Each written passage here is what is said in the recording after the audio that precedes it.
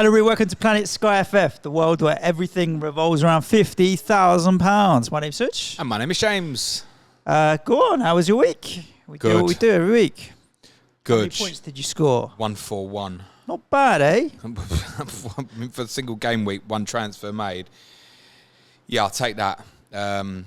Really, really good week. I moved Dunk to Haaland on Monday night after Dunk's 12-pointer at the weekend. Gross is 13, Van Heck's 5. From the City guys Monday night, Captain Haaland, Rodri 7, De Bruyne 10, Foden's 26. Captain Watkins Saturday for 36, Captain Palmer Sunday for 16. Those were the two right choices as well. So certainly wouldn't regret sticking the armband on Haaland. If you told me he was going to play circa 85 minutes, that's a no-brainer from that stage. So it was only really for me Van Dijk and Saliba Sunday, but not unexpected that there was nothing between. I mean, Van Dijk got a passing tier, but it's only a 3-pointer. And Areola blank obviously on the Sunday as well, which went off the back of Captain Areola last Thursday as well, because that was all I had. And I'd brought De Bruyne in last Wednesday. Yep. And captained him, brought him in for his magic, Elijah Adebayo. So, yeah, really strong week. Up to 198th now, actually. I'm just 100 short of second. What are you, 24 transfers left? 25. So I feel like in the strongest position. I think that's probably kind of circa average-ish. Yep. At the moment, 25. There'll definitely be people with more, no doubt about that. There'll be people with less as well. The guy who's top is 40 points clear. We know that he's from second as opposed to from We know that he's only got Rodri and Haaland because his team was open a little while ago. I don't know how many transfers got left.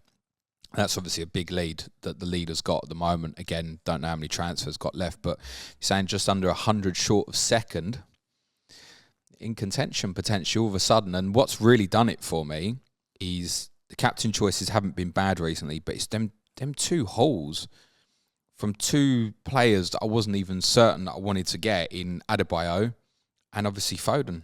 Yep. On Monday night. It's how quickly this game can change. So it's them rather than the captaincy. Inches. Like, actually, it feels like inches, but that almost halving your rank since overhaul is quite big. To be honest with you, I had 120 points this week. I think the difference between us was Brighton versus, obviously I had Van Dijk, Romero and Jota ended up being flops for me this week, which was a bit of a shame. And Ivan Toney didn't return at the weekend.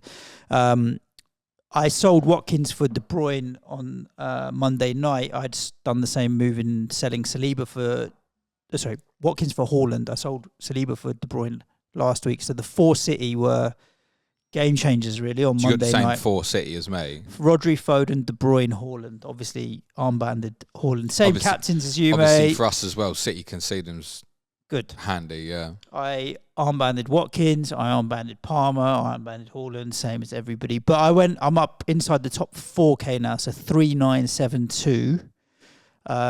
So I want to, that first step for me is to get a 3-figure rank, get inside the top 1,000. Then we kind of move from there. I'm a little bit kind of, don't know who to sell now because obviously Van Dijk, Rodri, Foden, Jota, De Bruyne, Haaland all have an extra fixture because of the FPL double game week. So I'm not selling them before they've had those 2 games. I need Palmer for captaincy on Monday. And Areola's just kind of sitting there as a set and forget. So I may move Tony on Sunday back to Ollie Watkins. He's got an extra fixture as well, and that's a legitimate. Yeah, he has. I mean, in terms of the Liverpool extra fixture, just to clarify, obviously that's been announced now for Wednesday 21st. Yes, the Premier League took their time about it. So Liverpool play Luton that night, 7:30 kickoff, same as the City-Brentford game the night before. But Liverpool-Luton isn't, in essence, an extra fixture, right?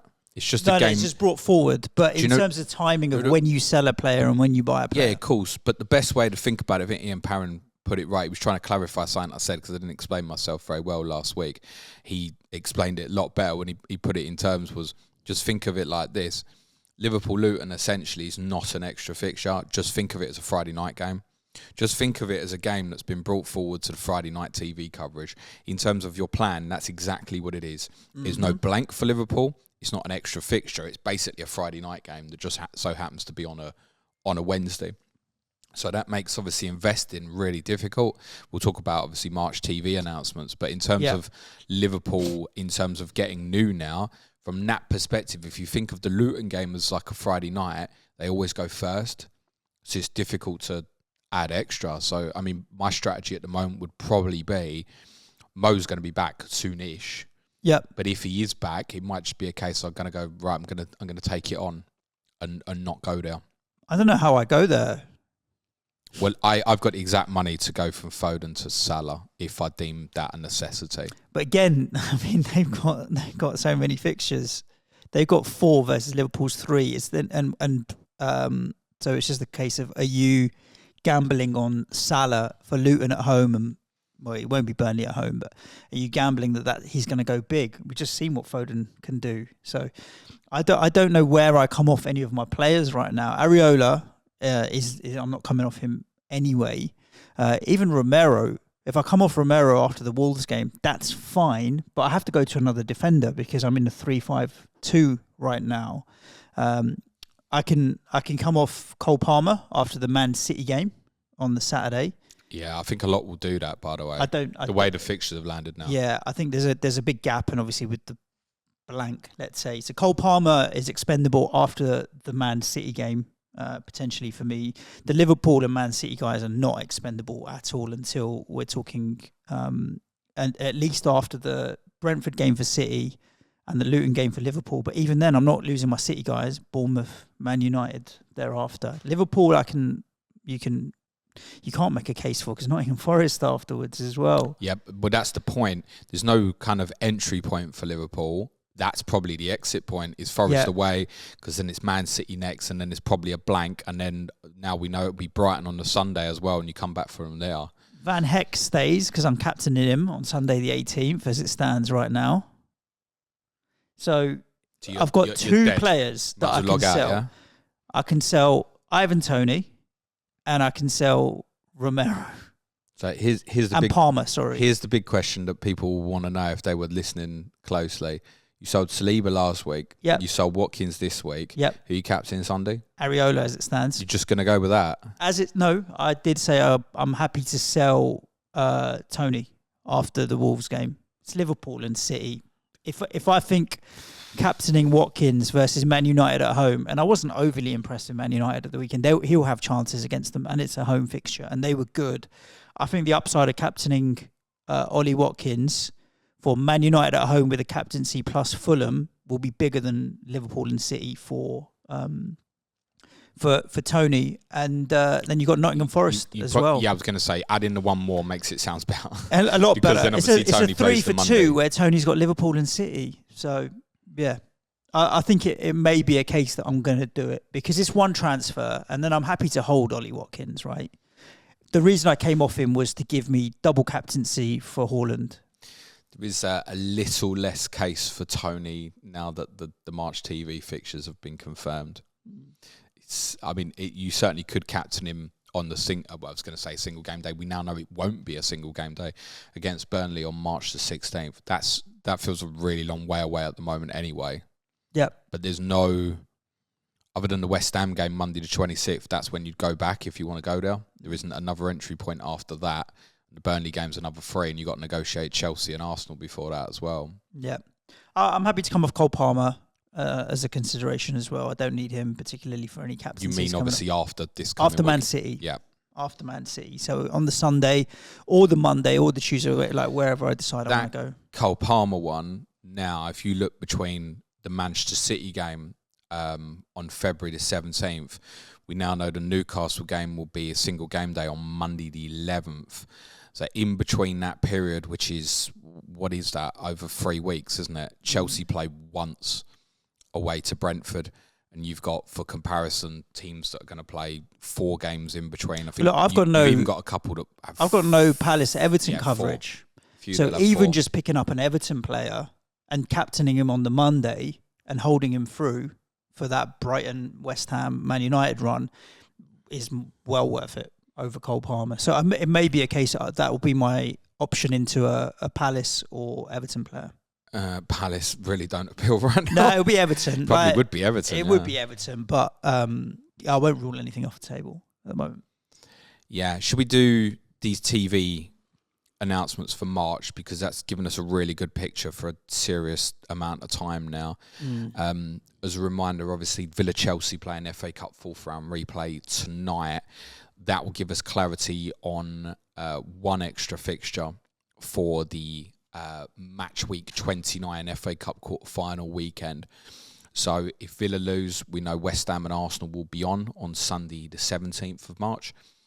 If Chelsea win, then we know Villa's on. If Villa win, then we know Chelsea's trip to Arsenal the day before, Saturday the 16th, is on. As said, Give us I suppose we've got Europa, but Burnley again on a Sunday, great. Villa again on a Sunday, probably great. Well, you're anyone that's in Europa's competitions is going to have predominantly Sundays going forward. The good of that is obviously you can go and invest in these four teams at kind of pretty much any point once you get beyond sort of match week 27. So the Europa competitions for the four clubs involved in them restart midweek, commencing Monday the 4th of March. So it's Europa, match week 28, Europa, then that FA Cup quarter-final weekend. The March TV fixtures, we knew the first weekend. We've now got the rest, which includes the first weekend after the international break, which I wasn't sure that we were going to get on this occasion. I think probably the big message that comes out is no shocks, particularly. Probably the headline news is that probably that single game day, Chelsea versus Newcastle, on Monday the 11th. So Saturday the 9th, we knew it was highly likely that Arsenal were going to play that weekend. Home to Brentford is obviously now going to be a 5:30 p.m. kickoff. Obviously, they've got the single game day with Sheffield United on the Monday before, so that'll be easy enough to go into, even if you don't have any Arsenal coverage at that point. And I would suggest they probably are the best captaincy on that day, Saturday the 9th. Sunday the 10th, we've now got Aston Villa and Tottenham is a 1 p.m. kickoff. That's because the police have asked for Liverpool and Manchester City later that day to kick off no later than 3:45 p.m. There were two other games at 2 p.m. that day. Again, there is a consequence of Europa competition. So Brighton against Nottingham Forest and West Ham against Burnley. I actually think that day's quite open for captaincy. So obviously City, Liverpool playing each other at Anfield. Yep. Tottenham at Villa. So, your Watkins, your Richarlison's son. We mentioned this before about we knew that game wouldn't be a Saturday because of Villa's Europa involvement and that being an entry point back to Tottenham. And that certainly obviously proves to be the case. But Brighton at home to Forest and West Ham at home to Burnley, could be that it's one of them for captaincy. Now, the only problem with that is because Villa Tottenham kicks off at 1 o'clock, you might not see the teams unless you've got any leaks for that. And that would probably make you a little bit nervous, I think, particularly about Brighton, knowing that they could rotate for a fixture like Forest after a Europa game on the Thursday before, particularly if it happens to be an away game. So I think that Sunday the 10th is quite open for captaincy. Chelsea Newcastle, single game day, Monday the 11th of March. We've already spoken about that big gap now for Cole Palmer from the Man City game, February the 17th to Monday, March the 11th. Chelsea play once. There are a lot of teams that have 4 games over that period. I think there might even be 1 or 2 who got 5. No, maybe not. No, but there's a lot of teams that got 4. Even like you said, even something like Everton. So for you that's kind of stuck with this back 3 model at the moment, something like Palmer to Mikalenko. Yep. Who's decent for tackles and stuff, might not be a terrible move. You could, in that case as well, I've already been thinking about this, something like Palmer to Mikalenko, take the Palace home game on Monday the 19th, captaincy, single game day, Brighton away, and then shove it into a Wolves attacker the next day. They've got a nice run. Sheffield United in that single game day. So Cunha, Hwang, something like that. And then you can take in Sheffield United at home, Newcastle away, Fulham at home, and then go back for your Chelsea or Newcastle. Interestingly as well, the weekend after the FA Cup quarterfinals, so when Chelsea are scheduled to play Arsenal, Chelsea are at home to Burnley on the Saturday. So do think you'll want to go back to him. And with him, if he's got fixtures, he's such an incredible enabler at 6.5. You will want to go back, but I also think that period is long enough. Certainly when they play Brentford Saturday the 2nd, you've got good captaincy alternatives, Liverpool at Forest, Tottenham at Palace. You might just want to be a little bit cautious if you're selling numerous players around that point. You've also got Watkins at Luton in the 5:30 that day. So there's alternatives. You wouldn't need him. I don't think that would be your primary best captaincy option. Chelsea away to Brentford on Saturday the 2nd. So I think that's a sell. That's a way too big a gap. But you're probably, subject to what you've got money-wise, you need to think about that, right? It's easy to sit and say, right, sell. But if you've got nothing in the bank, what are you selling it to? Crap, right? So you're going to need a little bit of money in the bank to make that happen. That's part where thinking about me going, well, I can go Foden to Salah. Yeah, but it kills me that. Then I'm dead for money. Where would I, if I want to move Palmer, where would I? I'd possibly have to take the decision there and go, leaving it. But even that, you could go Palmer to Van Heck the next day. So when Brighton plays Sheffield United, that's close in money, isn't it? 0.2 difference. Those sort of moves will be quite popular. On the FA Cup weekend itself, literally no shocks there. Basically, every game stays where it was because the 3 games that have been moved to the Sunday would have had to move to the Sunday anyway. So Brighton Man City has been selected as the 4:30 p.m. kickoff. Everton against Liverpool, the 2 p.m. kickoff. And obviously you play Villa, also a 2 p.m. kickoff, not selected for television coverage, unfortunately. So there's 4 teams there that would have had to move to the Sunday because of Europa anyway. So that's exactly as it would have looked on paper anyway. There's obviously a strong possibility that there's no game that day. Yep. If West Ham Villa is the Sunday, and it doesn't mean that it's obviously off if Villa win tonight because it could still lose to Leeds in the 5th round.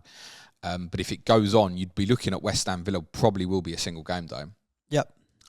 Because it needs Liverpool to lose to Southampton or basically City to lose to Luton and Brighton to lose to Wolves for the others to be on.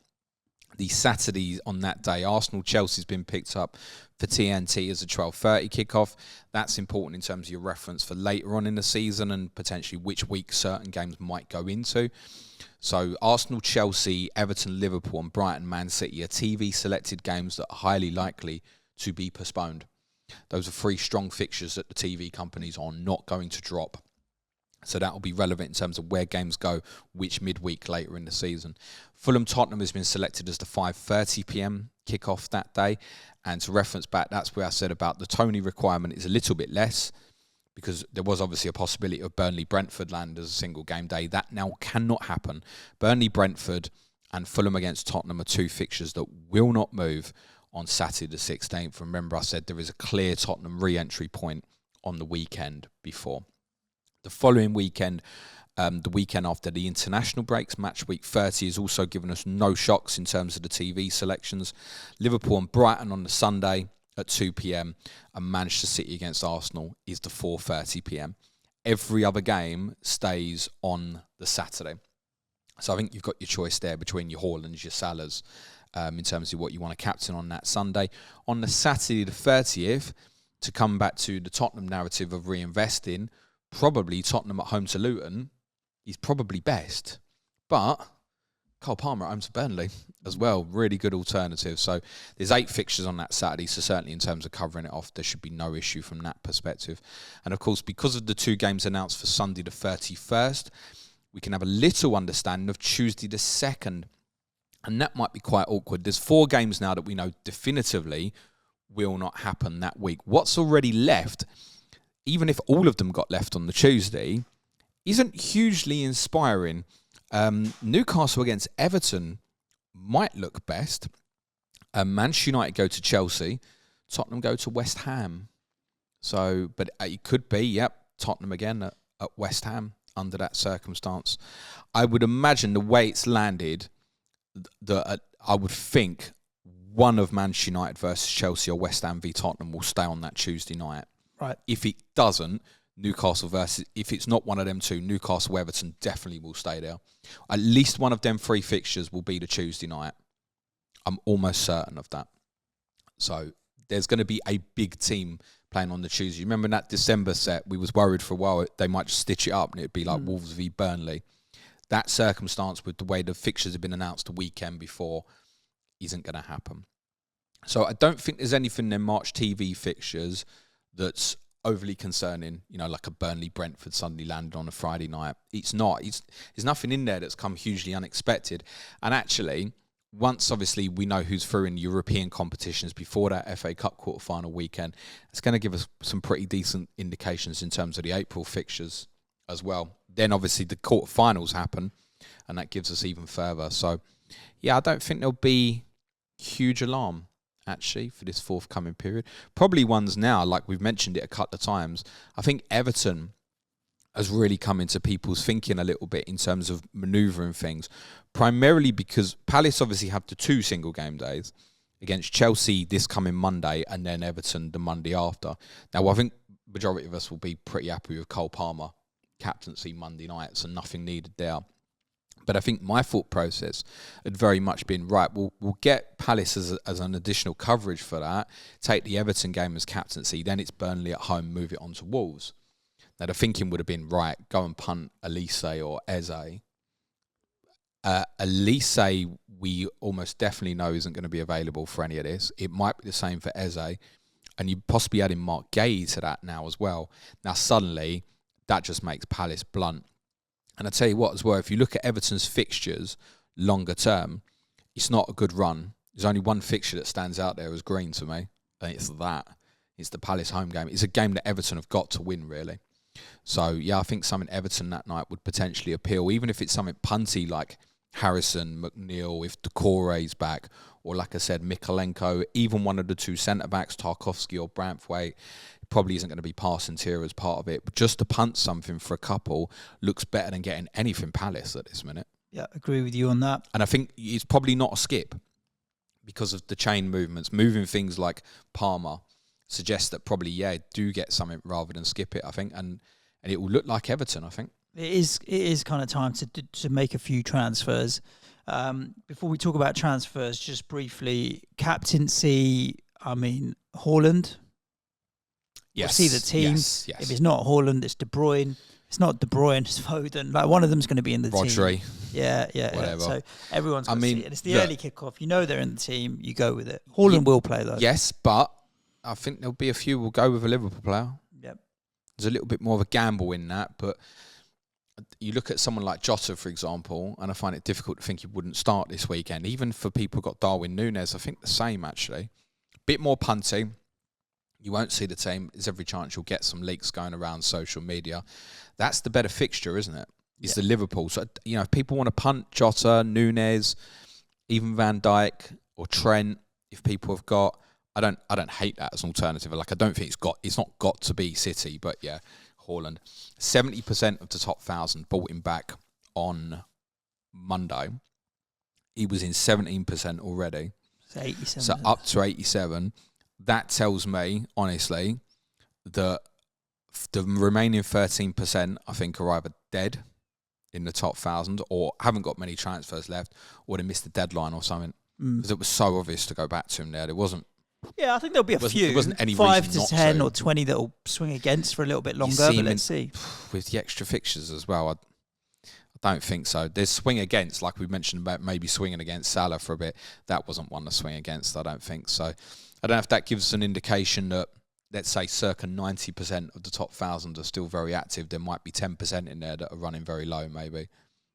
What are you doing on Sunday, Watkins?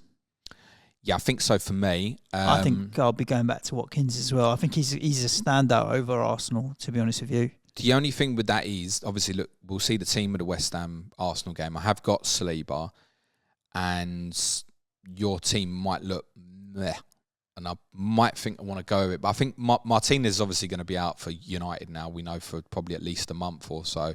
That's probably enough to say. And plus the ownership. Yeah, I think Watkins, yeah. I think with West Ham, actually, the Arsenal game suits us a little bit better in that we know we're just going to have to line up 2 banks of 4 and just dig in.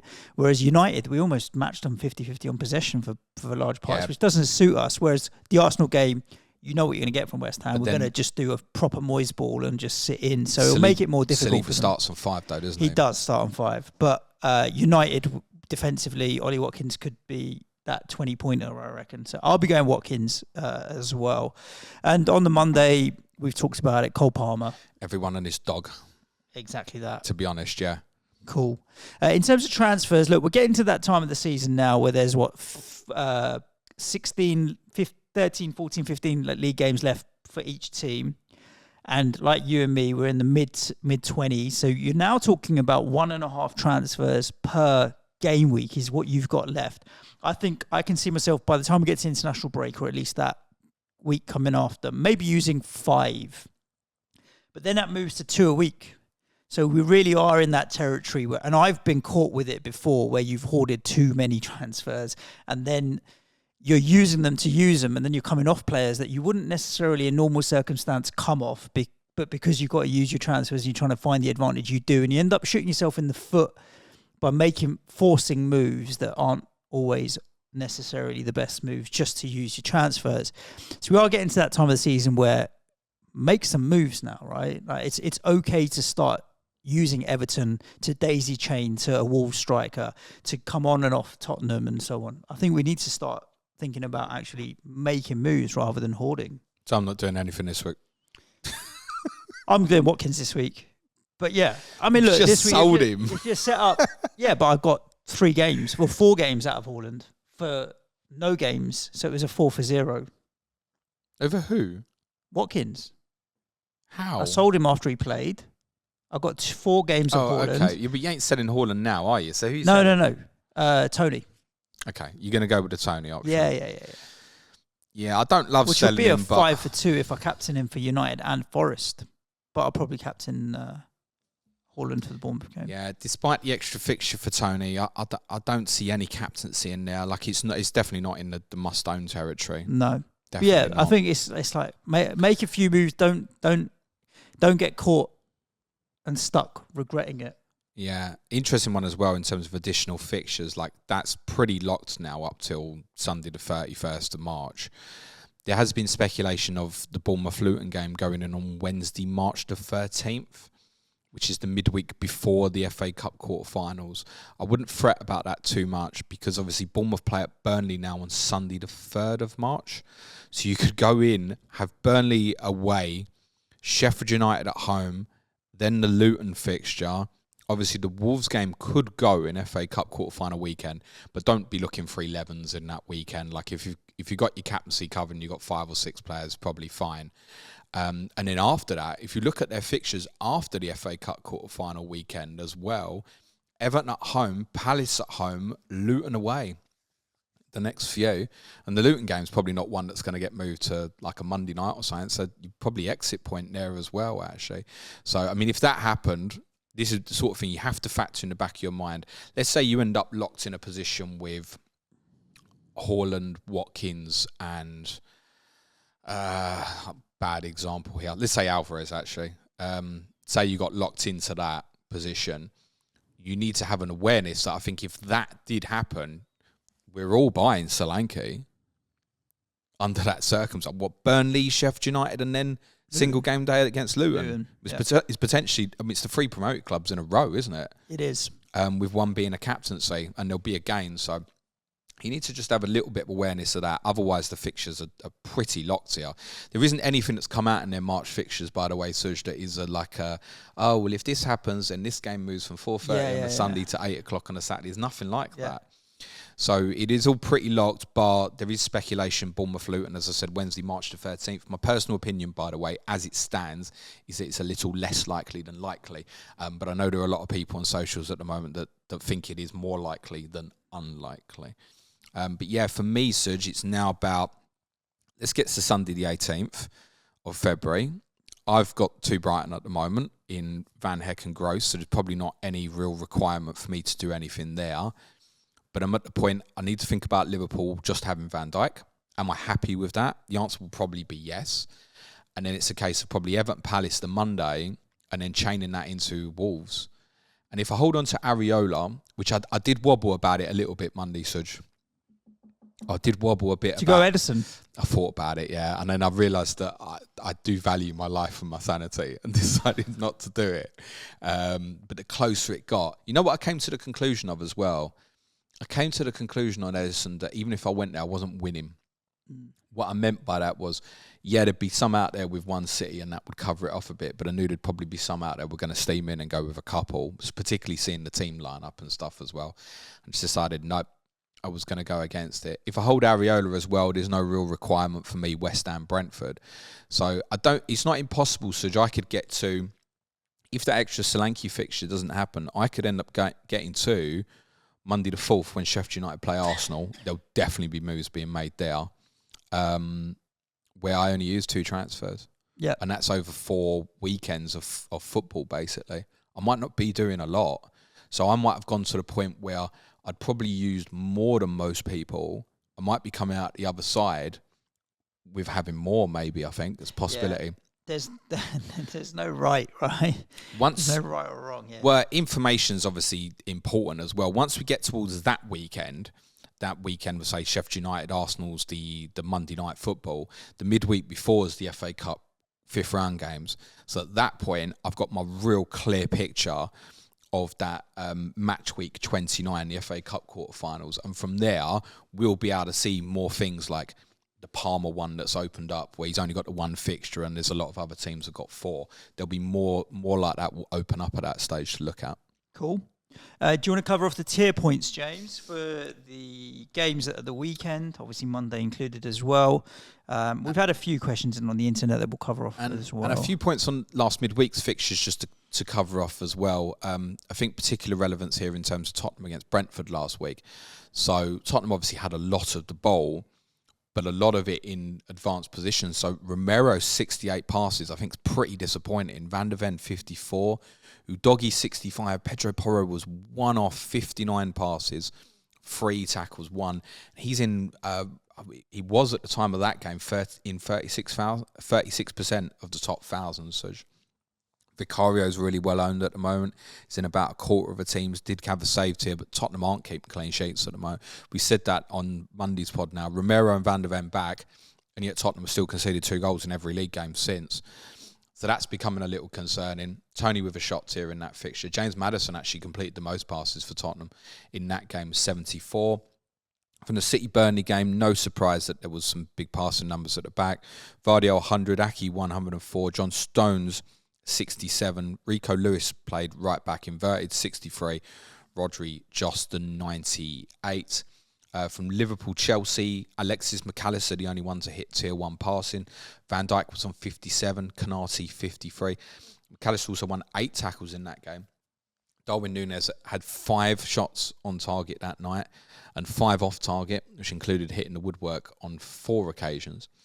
Luis Diaz. That guy. He's special, mate. Luis Diaz had a shot here. Most passes in the game, actually, a couple of Chelsea players, Thiago Silva and Enzo Fernandez just into tier 2 and disassigned to tier 1. Petrovic made 9 saves in that fixture. As I said, so just not Chelsea's biggest problem at the moment. No passing tier in the West Ham Bournemouth game last Thursday. There were tackles for Emerson, Alvarez, Calvin Phillips, Christie and Kelly. Antoine Semenyo, the only one to hit a shot here. From Wolves Manchester United last week as well. Thrilling game last Thursday night. Lisandro Martinez, 60 passes, the only one to hit it. Semedo, Lamino, Casemiro, all in tackles. Rasmus Højlund shot here. He didn't hit a shot here against West Ham, but he obviously is in form. And I wonder if suddenly, say, Manchester United and Sheffield United did land on that Saturday FA Cup quarter-final weekend. If United went out the Cup, I wonder if suddenly he might look like the best captaincy option on that Saturday. And they play at City. Around them. They play on the City the Sunday before. So yeah, I mean, going in against City is not ideal, but if you just take it as a bonus. It's a freebie. Yeah, exactly that. There is a question around Manchester United on Twitter, so we'll come back to that, yeah. From the weekend, no passing tiers in the Everton-Tottenham game. Not a single Tottenham player hit passing tier. Romero, 54, Van der Ven, 56. The fullbacks were pretty low. Pierre-Emile Højbjerg, 44. Bentancur, 31 in 64 minutes. Not great, to be honest. Obviously, shots here for Richarlison, also for James Maddison. Mikalenko in the tackles, Suj 4. He's good for tackles. Yeah. I think if he's one, because their players aren't going to get passing tiers? Unlikely. I mean, if there was a fixture they could, something like Palace is more liable to be it, but probably only if the game stays 0-0 for a really long period would it be of interest to you.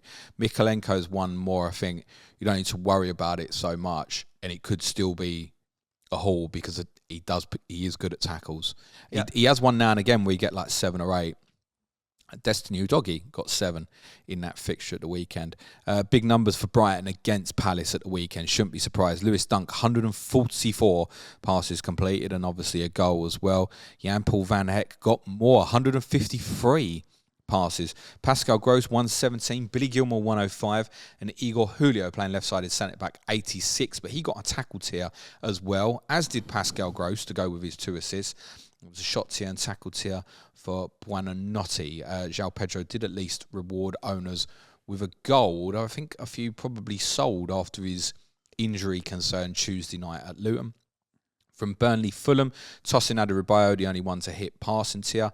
Rodrigo Muniz, who played up front, scored. Obviously, Armando Broja joined them on loan. Will put pressure on for the shirt there. Dacho Fofana scored twice for Burnley as a substitute on debut. Don't go looking at that. No passing tier in Newcastle and Luton's 4-4 draw. You want to guess the player, Suj, that completed the most passes in the game?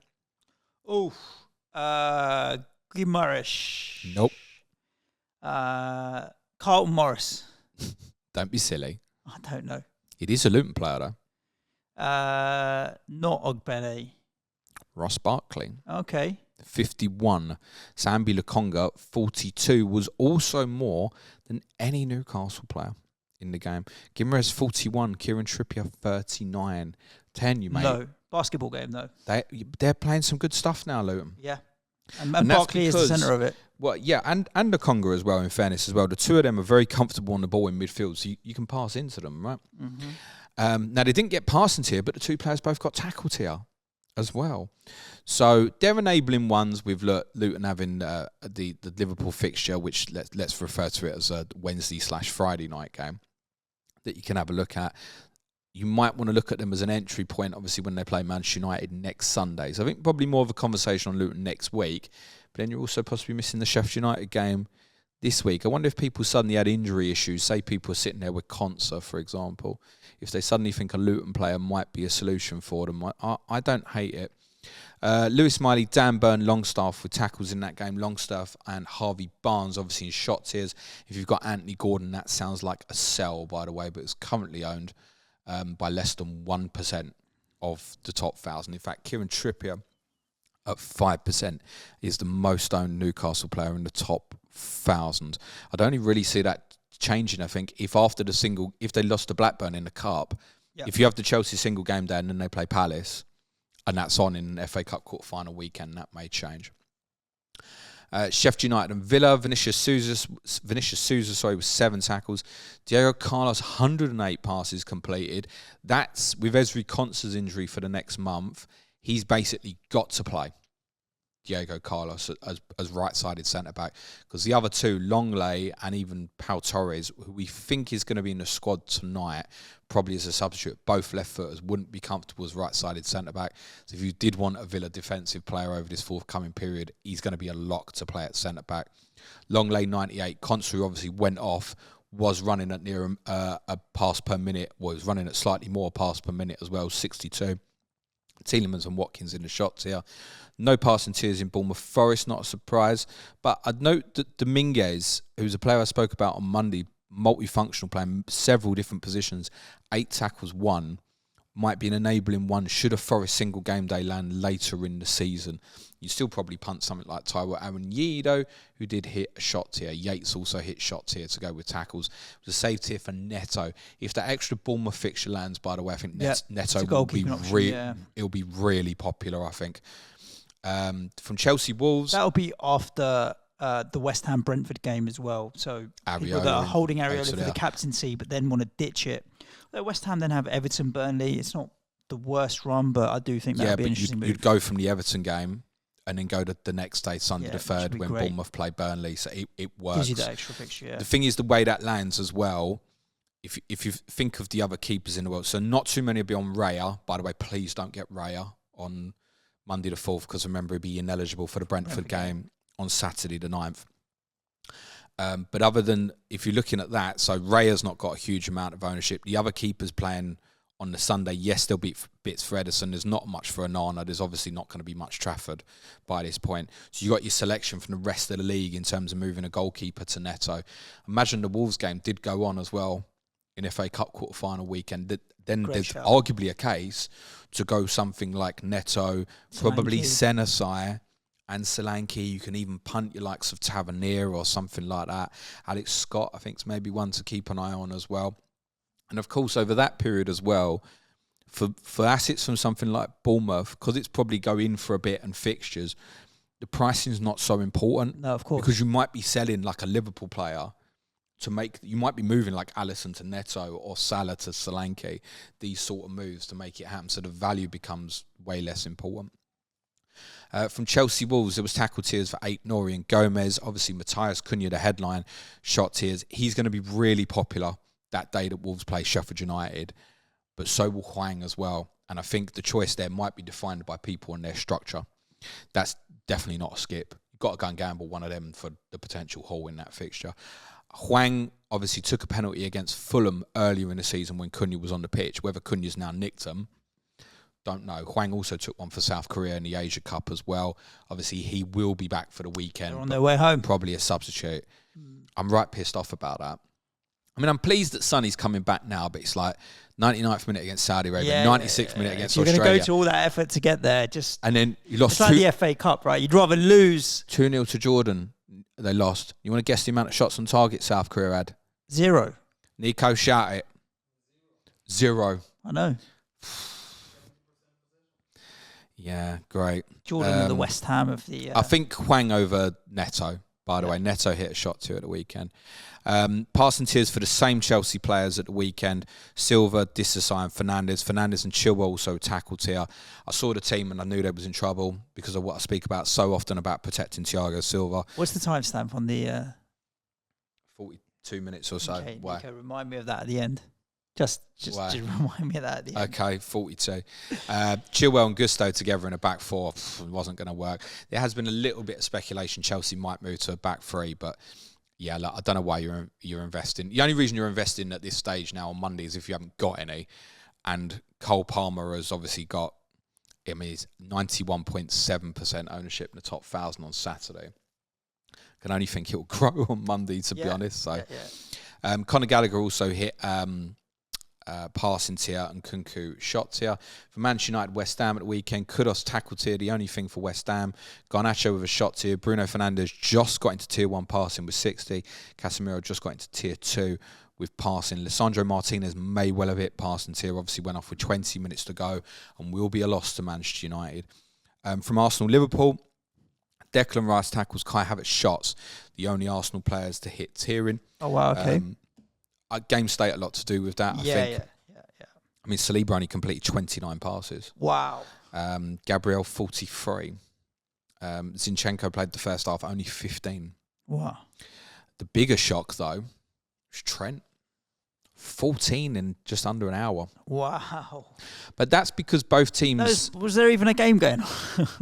No, well, there was a game going on, a really interesting one tactically. So essentially, both played with flatter back fours. So Trent played like an orthodox right back, and Zinchenko, because of Jorginho's role, very much stayed as a deeper left back for Arsenal as well. Konate and Van Dijk did hit passing tier and tier 2. Konate 75, Van Dijk 87. Obviously, Konate suspended for the game against Burnley at the weekend. Alisson with saves here. And finally, from Manchester City, Brentford on Monday night, 12 saves for Mark Flecken, 9 of which in the first half. Wow. It's not like FPL, though, where they keep racking up. Once you get to tier 2, it just stops. So it's a bit frustrating with that. once you've hit the fire, it's no point now, No. Me and Reguilon also tackled here. Rodri with a tackle tier for Manchester City to go with 105 passes, 81 for Aki, 75 for Diaz, 72 for Walker, 78 for Phil Foden to go with his 4 shots on target. Kevin De Bruyne also tier 2 passing, 71, also shot tier 1. Julian Alvarez, 5 shots on target. I feel like they were all in the first half. Josko Gvardiol, 59 passes completed, close. 3 tackles won would be the disappointing one. The problem with City now on the defensive players, and this was my take on it, was you could put a back four out of City players that didn't play there. So how easy is it, to throw in Stones and Akanji and Rico Lewis? It's become a little bit complicated, hasn't it? Haaland, obviously, with the assist, is back. And he'll obviously be very popular for captaincy on Saturday, as he was on Monday. Agreed. So a few questions that we've had in on the internet, James. Go. Steve Jones, this might be old news, but I recently looked at the prizes page and it seems they don't do Manager of the Month prizes anymore. Where have you been? But he says, what does Suj plan to do this time round when we get to mid-April and he still has 25 transfers left? I'm making my moves, mate. Don't worry about that. How many got you left, reminder? More than you. But only by one. Brilliant. I think I'm on 26 as it stands.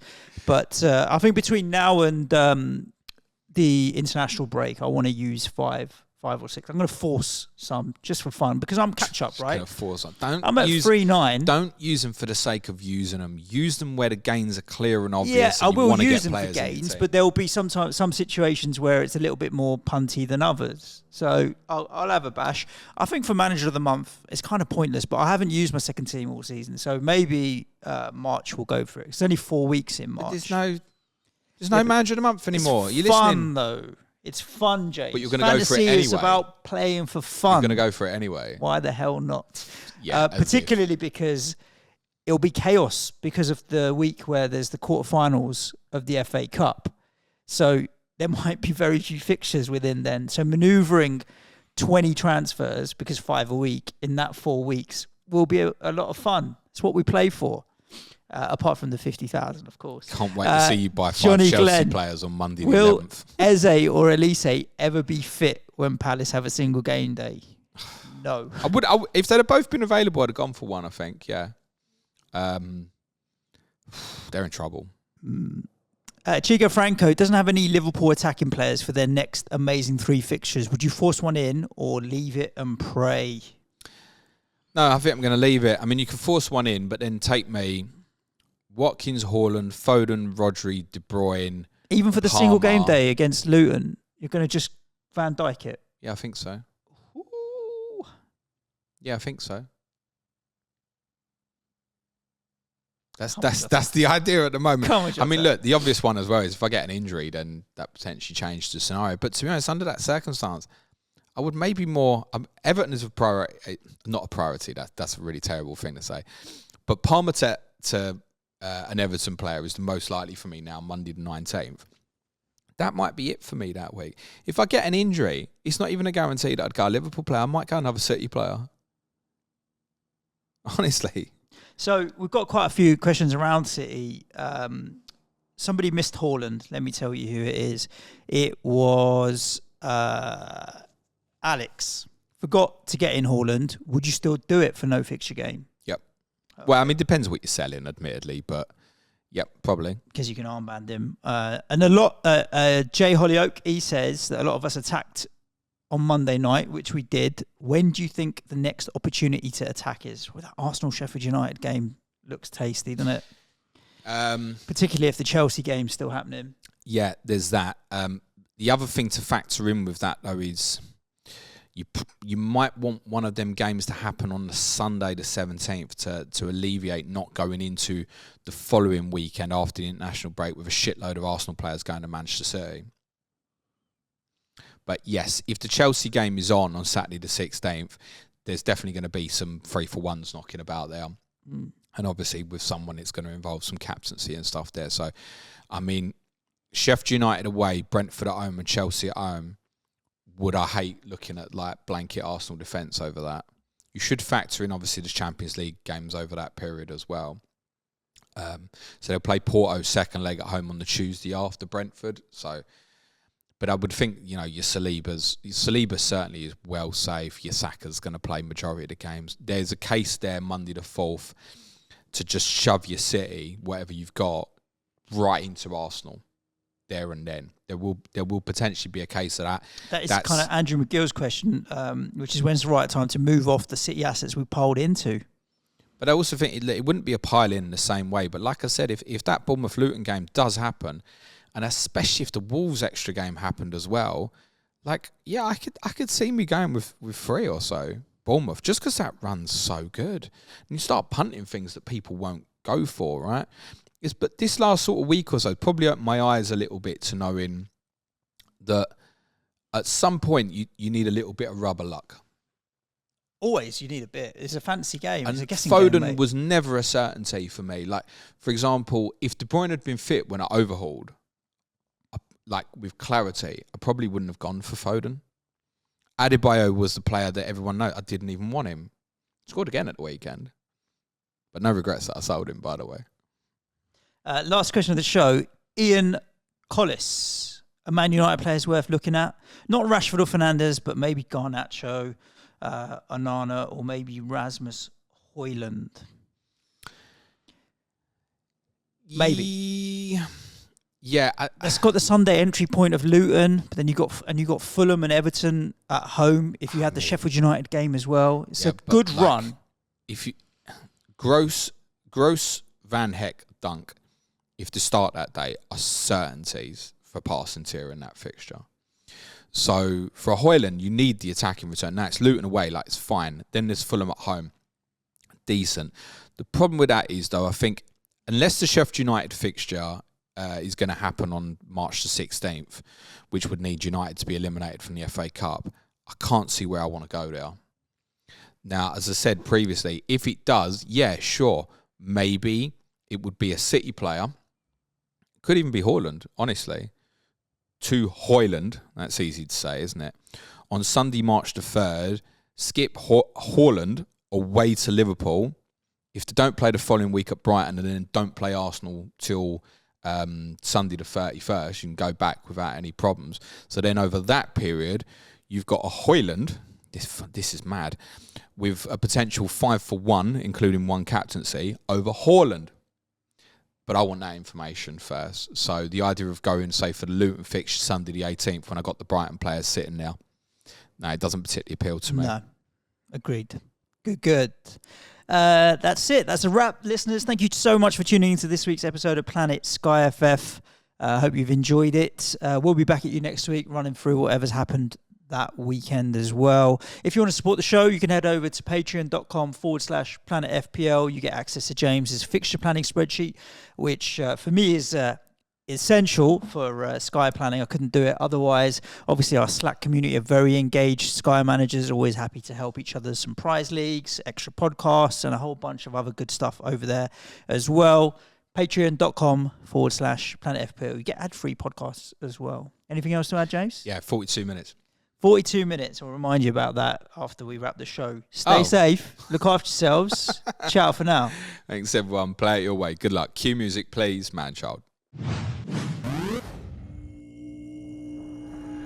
So probably about 25, 30 seconds before I said to James, what's farted? the timestamp? No, I did not fart. That was 5 times earlier, mate. No. I saw something drop from the ceiling. Oh, the fly. And I thought it was a drop of water. And I was like, oh, why would there Did be... you go to wipe it? Why would there be condensation? Obviously we've got the gas blower here. I thought it was condensation. And I looked around. I'm like, where's it gone? What do you mean, where's he gone? He's gone, hasn't he? I thought it was a dead fly.